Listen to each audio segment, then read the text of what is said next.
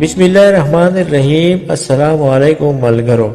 حضرت سیدنا سکتی رحمت الله فرمایي چې یوه ورځ بهلول په بازار کې ناستو چې یو سړي وپوښتو چې بهلوله څه کوې په بازار کې ناست یې؟ بهلول ورته وویل چې د بندګانو او د الله تعالی ترمنځ سوله کوم. هغه سړي بیا وپوښتو چې څه وشوه بیا؟ بهلول ورته وویل چې الله تعالی خو خبره مني او سوله کوي خو بندګان خبره نه مني. سبو د پس همدغه سړی په دې هدیرې تېرېدو چې په کومه کې به بهلول همیشه ناستو. د سړی ګوري چې بهلول په دې هدیرې کې په ځمکه ناست دی.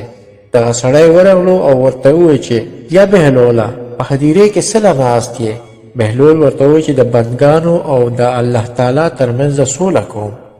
هغه سړي بیا وپوښتو چې څه وشوه بیا؟ بهلول ورته وویل چې بندګان خو خبره مني او سوله کوي خو الله تعالی یې نه مني.